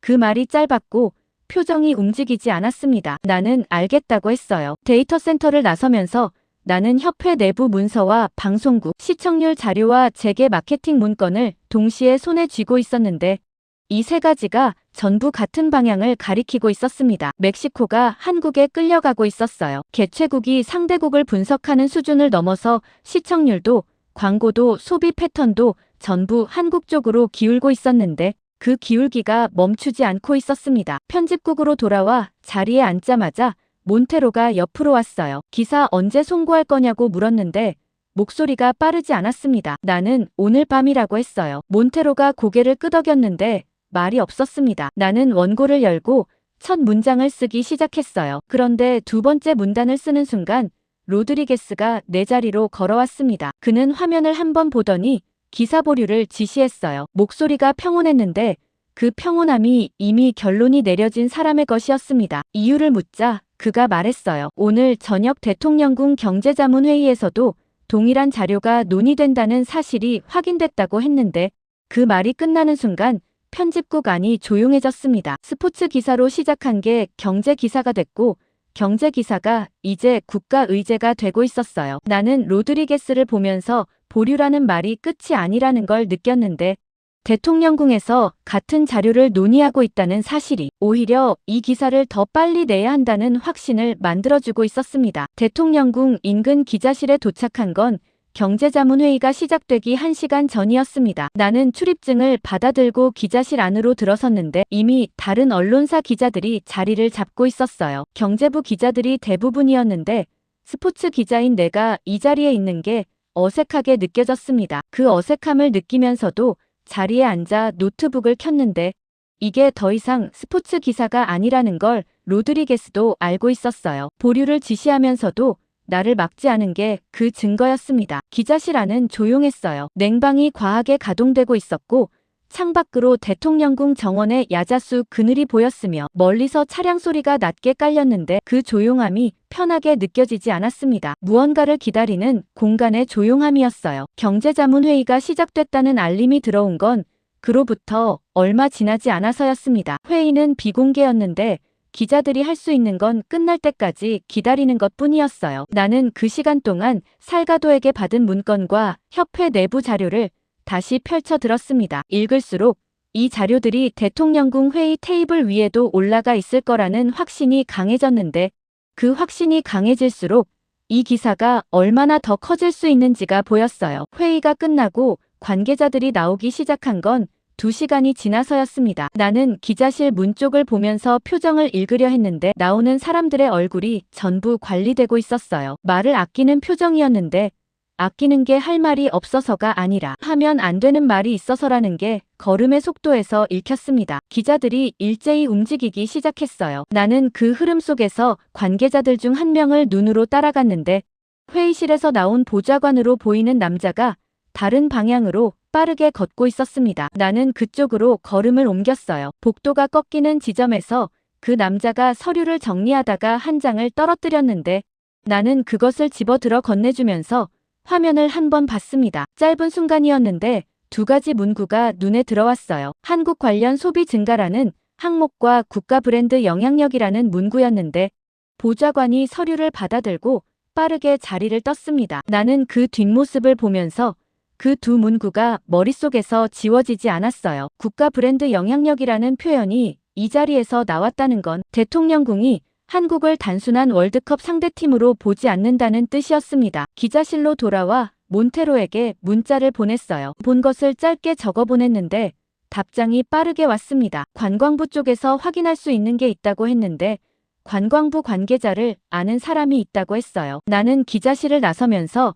관광부로 향했습니다. 관광부 건물은 대통령궁에서 멀지 않았어요. 나는 걸어가면서 경제자문회의에서 한국 관련 소비 증가와 국가 브랜드 영향력이 논의됐다는 사실이 어떤 의미인지를 생각했는데 생각할수록 이 흐름이 멕시코 내부에서 얼마나 빠르게 움직이고 있는지가 보였습니다. 관광부 청사 앞에서 관계자를 기다리는 동안 햇빛이 강하게 내리쬐고 있었어요. 그늘이 없었고 바닥에서 열기가 올라왔으며 기다리는 동안 등에서 땀이 내려가는 게 느껴졌는데 약속 시간이 지나도 관계자가 나오지 않았습니다. 나는 전화를 걸었는데 받지 않았어요. 문자를 보냈는데 답이 없었습니다. 20분을 더 기다리다가 청사 안으로 들어가 직접 찾으려 했는데 안내 데스크에서 해당 관계자가 오늘 외부 일정으로 자리를 비웠다는 말이 돌아왔어요. 나는 그 말을 들으며 이게 우연한 부재인지 아닌지를 따졌는데 경제자문회의가 끝난 직후라는 타이밍이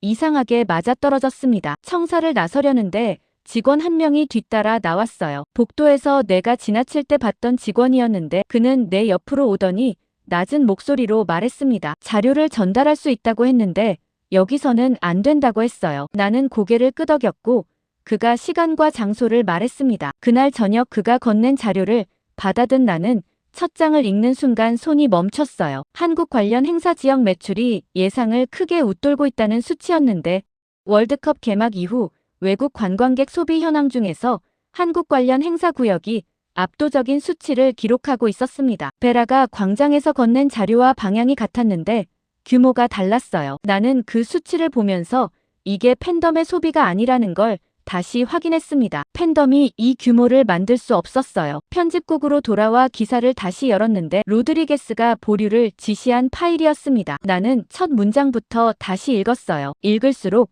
이 기사가 지금보다 훨씬 커질 수 있다는 게 보였는데 그 순간 편집국 안으로 속보 알림이 울렸습니다. 내 기사 초안 일부가 온라인에 유출됐다는 내용이었어요. 나는 화면을 보면서 잠깐 아무 말도 하지 않았습니다. 유출된 내용이 온라인에서 빠르게 퍼지고 있었는데 정치권에서 취재 경위를 추궁하기 시작했다는 알림이 뒤따랐어요. 로드리게스가 내 쪽으로 걸어왔습니다. 그는 기사를 삭제하라고 했는데 목소리가 낮았고 주변 기자들이 다 들을 수 있는 크기였어요. 나는 글을 보면서 삭제할 수 없다고 했습니다. 로드리게스가 잠깐 나를 봤어요. 그 눈빛에 여러 가지가 담겨 있었는데 경고가 가장 앞에 있었습니다. 나는 그 눈빛을 받으면서 원본 자료를 들고 직접 사실 확인에 나서겠다고 했어요. 그 말이 끝나는 순간 편집국 안이 조용해졌는데 조용해진 공기 속에서 월드컵 조직위 내부에서도 한국전 결과를 우려하는 보고서가 존재한다는 사실을 알게 됐다는 말이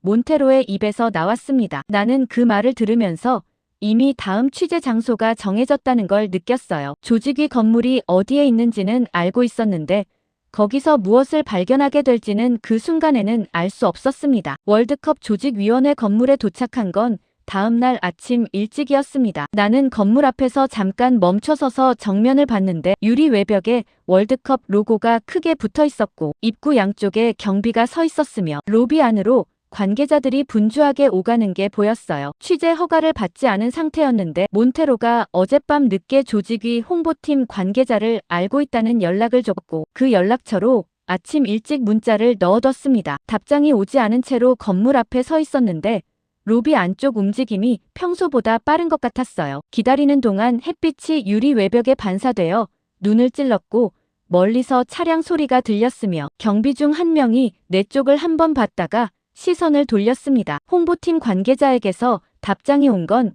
20분쯤 지나서였어요. 오늘은 어렵다는 내용이었는데 이유가 없었습니다. 나는 그 답장을 보면서 이유가 없다는 게 이유라는 걸 느꼈어요. 건물을 정면으로 공략하는 게 안 된다면 다른 방향을 찾아야 했는데 건물 옆쪽을 돌아보다가 주차장 쪽으로 이어지는 통로가 있다는 걸 발견했습니다. 나는 그쪽으로 걸음을 옮겼어요. 통로를 따라 들어가자 주차장과 건물 사이 좁은 공간이 나왔는데 거기에 폐기 예정 문서, 상자들이 쌓여 있었습니다. 컨테이너 옆에 놓인 상자들이었는데 덮개가 열린 채로 있었어요. 나는 그 상자들을 보면서 잠깐 주변을 살폈습니다. 사람이 없었어요. 나는 가까이 다가갔는데 상자 안에 문서들이 가득했고 일부는 이미 구겨져 있었으며 가장 위에 놓인 묶음이 눈에 들어왔습니다. 회의 초안이라는 표시가 상단에 찍혀 있었는데 날짜가 최근이었어요. 나는 그것을 들고 첫 장을 읽었습니다. 읽는데 오래 걸리지 않았어요. 손이 멈췄습니다. 한국전이 단순 조별리그 경기가 아니라 대회 흥행 구조에 영향을 줄 수 있다는 분석이 담겨 있었는데 그 분석이 단순한 예측이 아니었어요. 티켓 판매 추이, 중계권 관심도, 스폰서 반응까지 구체적인 근거가 항목별로 정리되어 있었는데 한국전 결과에 따라 대회 전체 흥행이 달라질 수 있다는 결론이 마지막 페이지에 적혀 있었습니다. 나는 그 페이지를 다시 읽었어요. 결론 문장이 짧았는데 그 짧음이 오히려 더 무겁게 느껴졌습니다. 서류를 가방 안에 넣고 통로를 빠져나오면서 나는 사실 확인을 시도하기로 결심했어요. 이 문서가 실제 조직위 내부 검토 자료인지 확인이 필요했는데 그 확인 없이 기사화하면 공신력이 흔들릴 수 있었습니다. 조직위 대변인실에 전화를 걸었는데 연결이 됐어요. 나는 한국전 관련 내부 분석 보고서가 작성됐는지 물었는데 대변인 목소리가 잠깐 끊겼다가 이어졌습니다. 그런 자료는 존재하지 않는다고 했는데 목소리가 너무 빠르지 않게 조절하려는 게 느껴졌어요. 나는 구체적인 항목 하나를 언급하며 다시 물었습니다. 중계권 관심도 분석이 내부적으로 진행됐는지 물었는데 대변인이 그 말을 듣고 잠깐 침묵했어요. 그 침묵이 부정의 침묵이 아니었습니다. 나는 전화를 끊고 몬테로에게 바로 연락했어요. 조직위가 자료 존재 자체를 부인했다는 말을 전하자 몬테로가 예상했다는 듯이 말했습니다. 그는 같은 날 BTS 관련 글로벌 팬 이벤트 소식이 다시 확산되고 있다는 내용을 보내왔는데 조직위 내부에서도 이를 주목하고 있다는 정황이 나왔다고 했어요. 나는 그 내용을 보면서 조직위가 한국전을 흥행 변수로 보는 동시에 한국 문화 전체를 주목하고 있다는 두 가지 흐름이 하나로 연결된다는 걸 느꼈습니다. 행사장 취재를 나서기로 결심한 건 몬테로의 연락을 받고 나서 바로였어요. 나는 BTS 팬 이벤트가 열리고 있다는 광장 쪽으로 향했는데 걷는 동안 가방 안에 있는 조직위 문서가 이상하게 묵직하게 느껴졌습니다. 광장에 가까워지자 사람 소리가 먼저 들렸어요. 멀리서도 인파가 보였는데 며칠 전 새벽에 봤던 광장과 달랐습니다. 낮이었는데도 인파가 그때 못지않았어요. 나는 군중 속으로 들어가면서 주변 사람들의 대화를 듣기 시작했습니다. 한국어가 들렸고 스페인어가 들렸으며 영어가 섞였는데 내용이 이상했어요. 축구 이야기가 아니었습니다. 한국 드라마 이야기, 한국 음식 이야기, 한국 여행 이야기가 뒤섞여 있었는데 나는 그 대화들을 들으면서 걸음이 느려지는 걸 느꼈어요. 여러 나라 팬들이 한국 대표팀보다 한국 문화 이야기를 더 많이 하고 있었는데 그게 이상하게 당연하게 들렸습니다. 인터뷰를 시도한 건 광장 한가운데서였어요. 아르헨티나에서 왔다는 여성에게 왜 여기 나왔냐고 물었는데 그는 한국팀 경기를 보고 싶어서라고 했습니다. 그런데 바로 다음 문장에서 사실 한국 문화를 오래 좋아했다고 했어요. 브라질에서 온 남자에게 같은 질문을 했는데 대답이 비슷했습니다. 한국팀을 응원하러 왔는데 한국에 관심이 생긴 건 축구 때문이 아니었다고 했어요. 나는 인터뷰를 계속할수록 같은 패턴이 반복된다는 걸 느꼈습니다. 진입로는 축구였는데 목적지는 한국 자체였어요. 광장을 나서면서 나는 메모장에 한 문장을 적었습니다. 한국은 팀이 아니라 현상이다 라고 적었는데 쓰고 나서 잠깐 그 문장을 봤어요. 며칠 전이었다면 이 문장이 과장처럼 느껴졌을 거였는데 지금은 과장이 아니라는 걸 알고 있었습니다. 조직위 문서가 한국전을 흥행 변수로 받고 방송국이 한국 특집을 만들고 있었으며 광장에서 만난 사람들은 한국 자체를 이야기하고 있었어요. 그 세 가지가 같은 방향을 가리키고 있었는데 나는 그 방향의 끝에 무엇이 있는지 이제는 알 것 같았습니다. 그리고 그것을 기사로 쓰기 위해서는 한 가지가 더 필요했는데 그 한 가지가 멕시코 대표팀 훈련장 안에 있다는 걸 다음 날 아침이 되어서야 알게 됐어요. 멕시코 대표팀 공개 훈련장에 들어간 건 취재 허가를 받은 날 오전이었습니다. 허가를 받는데 이틀이 걸렸는데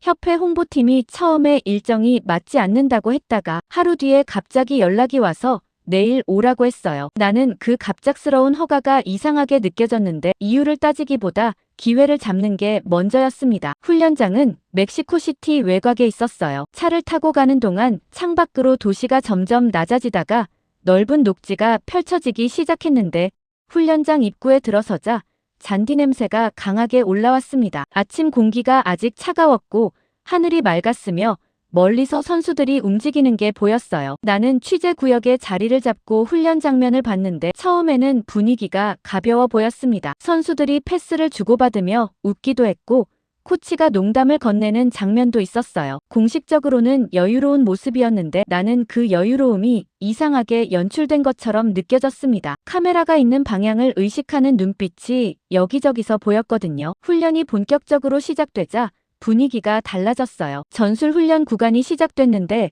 코치진의 목소리가 높아졌고 선수들의 움직임이 빨라졌으며 실수가 나올 때마다 코치가 즉시 멈추게 하고 다시 시키는 장면이 반복됐습니다. 나는 그 장면들을 보면서 이게 어떤 훈련인지 알아채는데 시간이 걸리지 않았어요. 압박 훈련이었습니다. 특정 구역에서 강한 압박을 받을 때 공을 유지하는 훈련이었는데 그 구도가 한국 대표팀의 압박 패턴과 겹쳐졌어요. 분석실에서 체코전 영상을 반복해서 봤기 때문에 한국이 어느 구역에서 어떻게 압박하는지 눈에 익어 있었는데 지금 멕시코가 그 패턴에 대응하는 훈련을 하고 있다는 게 선명하게 보였습니다. 나는 메모장에 적으면서 협회가 공식적으로는 한국은 충분히 상대 가능하다고 발표한 게 떠올랐어요. 그 발표와 지금 눈앞에서 벌어지는 훈련 장면이 정면으로 배치되고 있었는데 배치된다는 사실이 이상하게 당연하게 느껴졌습니다. 훈련이 끝나고 코치진 회의가 시작됐어요. 나는 취재 구역 밖으로 나오면서 훈련장 관계자에게 오늘 훈련에서 특이한 점이 있었냐고 물었는데 그는 통상적인 훈련이라고 했습니다. 목소리가 빠르지 않게 조절되고 있었는데 그 조절이 오르티스와 담당자와 대변인의 것과 같은 종류였어요. 준비된 대답이었습니다. 나는 알겠다고 했고 취재 구역을 완전히 벗어난 뒤 멈춰 섰어요. 훈련장 전술보드가 한쪽에 세워져 있었는데 코치 한 명이 선수들에게 설명하다가 자리를 비운 상태였습니다. 나는 그 보드를 봤어요. 거리가 있어서 전부 읽히지는 않았는데 포지션 배치와 화살표들이 보였고 특정 구역에 표시가 집중되어 있었습니다. 나는 휴대폰을 꺼내 사진을 찍었어요. 찍고 나서 바로 자리를 옮겼는데 심장이 빠르게 뛰는 걸 느꼈습니다. 편집국으로 돌아와 몬테로에게 사진을 보냈어요. 몬테로가 답장을 보내온 건 1시간도 지나지 않아서였는데 화살표 배치와 표시 구역이 한국의 압박 전술 대응 훈련에서 쓰이는 구도라는 내용이었습니다. 나는 그 답장을 보면서 손이 멈추는 걸 느꼈어요. 멕시코가 한국 압박 전술 대응 훈련을 집중적으로 실시했다는 사실이 이제 사진으로 남아 있었는데 이게 협회의 공식 입장과 정면으로 배치되는 내용이었습니다. 특종이었어요. 그런데 특종이라는 생각이 드는 순간 바로 다음 생각이 따라왔습니다. 이걸 보도하면 협회 출입이 금지될 수 있었어요. 월드컵이 끝나기 전에 출입이 막히면 남은 취재가 전부 어려워지는데 그 손실이 이 특종의 가치보다 클 수 있었습니다. 나는 그 계산을 하면서 로드리게스가 어떻게 볼지를 생각했어요. 보류를 지시한 사람이었는데 이번엔 어느 쪽으로 판단할지 알 수 없었습니다. 몬테로가 내 옆으로 와서 말했어요. 결정은 내가 해야 한다고 했는데 그 말이 짧았고 덧붙이지 않았습니다. 나는 그 짧음 안에 담긴 뜻을 이해하는데 시간이 걸리지 않았어요. 계산보다 먼저 해야 할 일이 있었는데 그건 이 사진이 무엇을 말하는지를 기사 안에 정확하게 담는 거였습니다. 나는 원고를 열고 쓰기 시작했어요. 망설임이 없었는데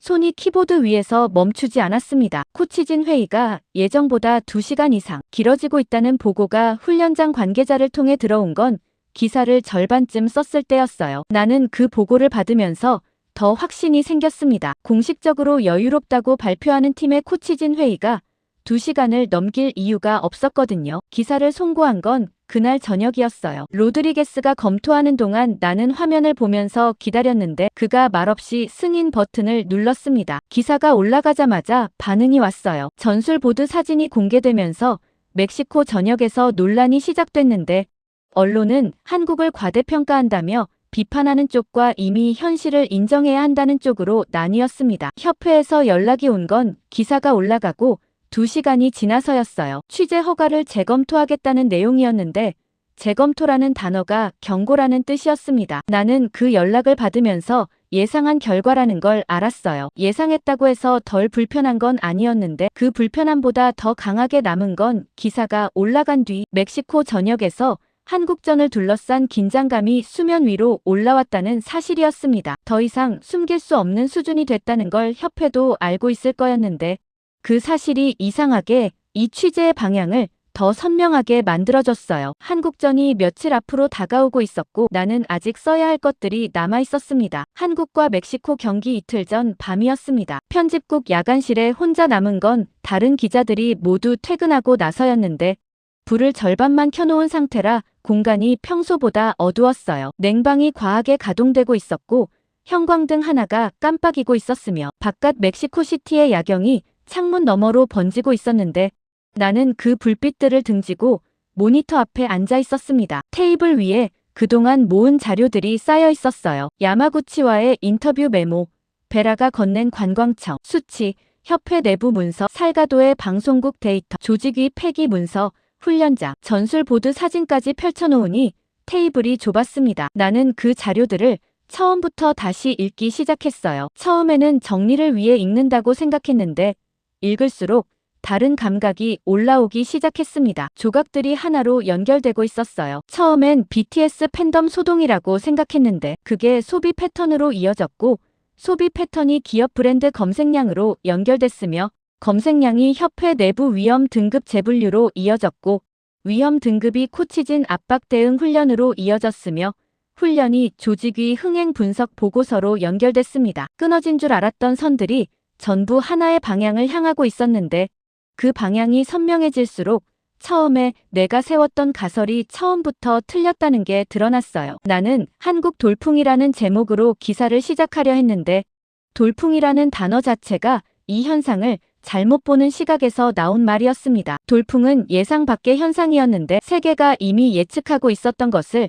멕시코만 예상 밖으로 보고 있었으니까요. 몬테로에게 문자를 보낸 건 자정이 넘어서였어요. 서버 통계를 다시 확인해달라는 내용이었는데 몬테로가 이 시간에 깨어있을지 몰랐습니다. 그런데 답장이 빠르게 왔어요. 그도 아직 편집국에 있었는데 최근 한 달 동안 가장 많이 읽힌 해외 관련 기사 목록을 다시 보내줬습니다. 나는 그 목록을 화면으로 받아보면서 처음 봤을 때와 다른 감각이 들었어요. 처음엔 그 목록이 이상하다고 생각했는데 지금은 이상한 게 그 목록이 아니라 그 목록을 이상하다고 생각했던 내 시각이었습니다. 손흥민만 집중 조명하고 황인범과 이강인과 김민재와 오현규를 몰랐던 게 멕시코 언론만의 일이었는데 세계 언론은 이미 그 이름들을 오래전부터 다루고 있었어요. 그 간격이 지금 이 순간 이 테이블 위에 쌓인 자료들 속에서 선명하게 보였습니다. 나는 기존 원고 파일을 열었어요. 한국 돌풍이라는 제목이 화면 상단에 있었는데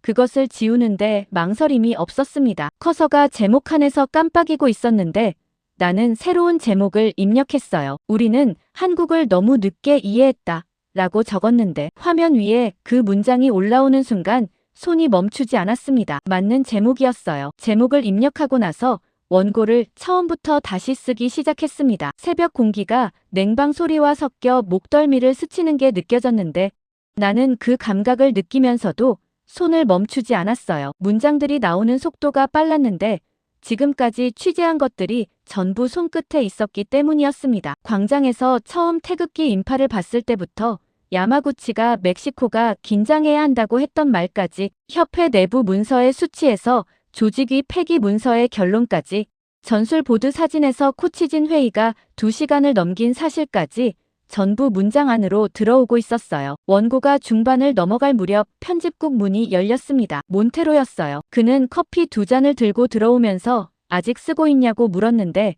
목소리가 낮았습니다. 나는 고개를 끄덕였고 그가 내 옆자리에 앉았어요. 커피잔을 내 쪽에 밀어놓으면서 화면을 봤는데 아무 말도 하지 않았습니다. 나는 그 침묵이 편했어요. 말이 필요한 상황이 아니었거든요. 몬테로가 화면을 보다가 천천히 말했습니다. 문제의 본질이 멕시코가 한국을 과소평가했다는 데 있다는 거냐고 물었는데 나는 잠깐 손을 멈추고 생각했어요. 과소평가라는 단어도 맞지 않았습니다. 과소평가는 알면서 낮게 보는 거였는데 멕시코는 아예 보지 않았어요. 손흥민 한 명만 봤고 나머지는 보지 않았으며 세계가 이미 분석하고 있는 동안 멕시코만 다른 방향을 보고 있었습니다. 나는 그 말을 몬테로에게 했는데 그가 고개를 끄덕였어요. 그리고 더 말하지 않았습니다. 원고가 마지막 문단에 가까워질 무렵 창밖에 멕시코시티가 조금씩 밝아오기 시작했어요. 새벽빛이 야경 불빛과 섞이는 시간이었는데 나는 그 빛의 변화를 느끼면서 마지막 문장을 쓰고 있었습니다. 문장이 완성됐을 때 커피는 이미 식어 있었어요. 나는 원고를 처음부터 한 번 더 읽었는데 읽는 동안 이걸 처음 썼을 때와 지금이 다른 사람 같다는 감각이 들었습니다. 한국을 무시했던 사람이 이 문장을 쓰고 있다는 사실이 이상하게 실감이 나지 않았는데 실감이 나지 않는다고 해서 문장이 틀린 게 아니었어요. 원고를 저장하고 로드리게스에게 전송하려는 순간 편집국 속보 알림이 울렸습니다. 멕시코 축구협회 비상회의가 소집됐다는 내용이 아니었어요. 이번엔 달랐습니다. 한국 선수단이 비공개 훈련을 마쳤다는 속보였는데 훈련 내용이 일절 공개되지 않았다는 말이 뒤따랐어요. 나는 그 속보를 보면서 저장 버튼에서 손이 멈추는 걸 느꼈습니다. 비공개라는 말이 이상하게 눈에 걸렸는데 멕시코가 한국 압박 대응 훈련을 집중적으로 실시하고 있는 동안 한국은 훈련 내용 자체를 공개하지 않고 있었어요. 공개하지 않는다는 건 보여줄 필요가 없다는 뜻이기도 했고 보여주지 않아도 된다는 자신감이기도 했습니다. 나는 그 두 가지 해석이 머릿속에서 맞물리는 걸 느끼면서 원고 전송 버튼을 눌렀어요. 그리고 속보 화면을 다시 봤습니다. 한국 선수단이 어떤 훈련을 했는지 아무도 몰랐는데 그 모름이 이상하게 이 모든 취재의 결론을 완성해주는 것 같았어요. 원고를 전송하고 나서 자리에서 일어난 건 창밖이 완전히 밝아오고 나서였습니다. 나는 냉방이 과하게 가동된 야간실에서 밤을 새웠는데 목덜미가 뻣뻣했고 커피잔이 2개 비어 있었으며 테이블 위 자료들이 그대로 쌓여 있었어요. 몬테로는 소파에 기대어 잠들어 있었는데 나는 그를 깨우지 않고 창가로 걸어갔습니다. 멕시코시티의 아침이 유리창 너머로 펼쳐지고 있었는데 도시가 깨어나기 시작하는 시간이었어요. 차량 소리가 낮게 깔리기 시작했고 먼 건물 위로 햇빛이 번지고 있었으며 야경 불빛들이 하나씩 꺼지고 있었습니다. 나는 그 장면을 보면서 며칠 전 새벽에 이 창가에서 광장 쪽을 봤던 게 떠올랐어요. 그때와 같은 창가였는데 보이는 것이 달랐습니다. 도시가 달라진 게 아니었어요. 내가 달라진 거였는데 그 달라짐이 어느 순간에 시작됐는지 정확히 알 수 없었습니다. 로드리게스가 출근한 건 1시간쯤 지나서였어요. 나는 그가 외투를 벗으면서 화면을 여는 걸 봤는데 원고를 읽는 동안 표정이 움직이지 않았습니다. 나는 그 표정을 보면서 이번엔 어느 쪽으로 결론이 날지 알 수 없었어요. 보류를 2번 지시한 사람이었는데 이번엔 달랐으면 했습니다. 로드리게스가 원고에서 눈을 들어 나를 봤어요. 잠깐이었는데 그 눈빛이 이번엔 달랐습니다. 경고도 아니었고 계산하는 눈도 아니었어요. 뭔가를 읽은 사람의 눈이었는데 그가 말했습니다. 편집 회의를 열겠다고 했는데 목소리가 평소와 달랐어요. 단호하지 않았습니다. 회의실에 사람들이 모인 건 그로부터 얼마 지나지 않아서였어요. 로드리게스, 카르바할, 페르난데스, 야간 편집 담당 루이스까지 테이블 주변에 앉았는데 나는 테이블 끝에 자리를 잡았습니다. 몬테로가 옆에 앉았는데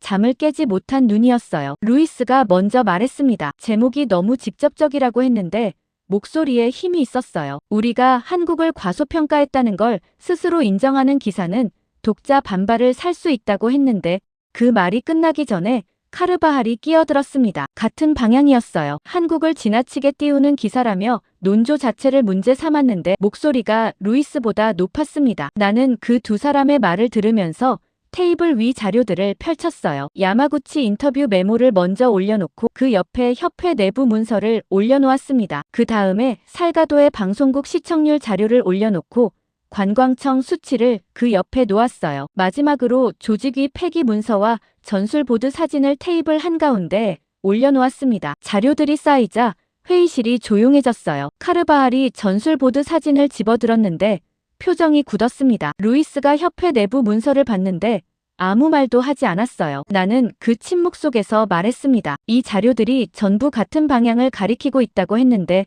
세계 언론이 이미 알고 있었던 것을 우리만 몰랐다는 게 이 자료들 안에 있다고 했어요. 페르난데스가 끼어들었습니다. 한국 관련 기사에 광고가 몰리고 있다고 했는데 이번엔 목소리가 조심스럽지 않았어요. 광고 단가가 계속 올라가고 있다고 했는데 그 말이 회의실 분위기를 바꿨습니다. 카르바할이 사진을 다시 내려놓으면서 로드리게스를 봤어요. 로드리게스가 테이블을 한번 훑었습니다. 그리고 말했어요. 일면으로 올린다고 했는데 짧았고 덧붙이지 않았습니다. 루이스가 입을 열려 했는데 로드리게스가 먼저 자리에서 일어났어요. 회의가 끝났다는 신호였습니다. 카르바할이 나가면서 내 쪽을 한번 봤는데 표정이 달라져 있었어요. 반대하는 눈이 아니었습니다. 인정하는 눈이었는데 그게 말보다 무거웠어요. 인쇄기가 돌아가기 시작했다는 연락이 온 건 회의가 끝나고 얼마 지나지 않아서였습니다. 나는 야간실로 돌아와 창가에 섰어요. 멕시코시티가 완전히 깨어나 있었는데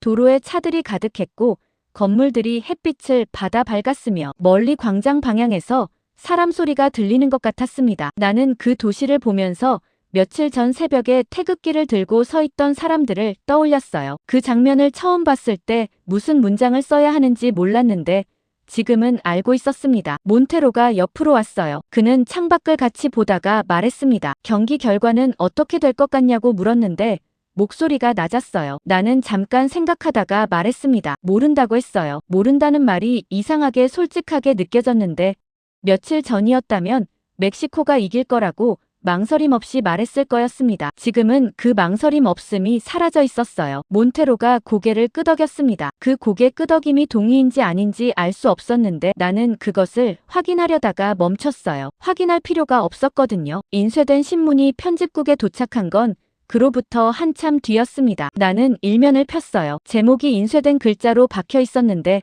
우리는 한국을 너무 늦게 이해했다 라는 문장이 종이 위에 선명하게 찍혀 있었습니다. 나는 그 문장을 보면서 이 신문이 오늘 멕시코시티 전역에 깔릴 거라는 걸 생각했어요. 광장에서 태극기를 들었던 사람들이 이 문장을 볼 거였고 협회 관계자들이 이 문장을 볼 거였으며 대통령궁 경제자문회의에서 같은 자료를 논의했던 사람들이 이 문장을 볼 거였습니다. 그리고 아마도 어딘가에서 황인범과 이강인과 김민재가 이 문장이 실린 신문이 나왔다는 사실을 알게 될 거였는데 그들이 그 사실을 어떻게 받아들일지 나는 알 수 없었어요. 신문을 내려놓고 창밖을 다시 봤습니다. 경기가 이틀 뒤였어요. 경기 결과는 아직 몰랐는데 멕시코가 가장 두려워하는 상대가 한국이 되었다는 사실만큼은 이미 이 도시 안에서 현실이 되어 있었습니다. 그리고 그 현실을 처음으로 문장으로 만든 게 나라는 사실이 이상하게 오래 손끝에 남았는데 편집국 입구에서 한국 선수단 관련 속보가 들어왔다는 소리가 들렸어요. 나는 신문을 다시 집어들었습니다. 아직 끝나지 않았어요.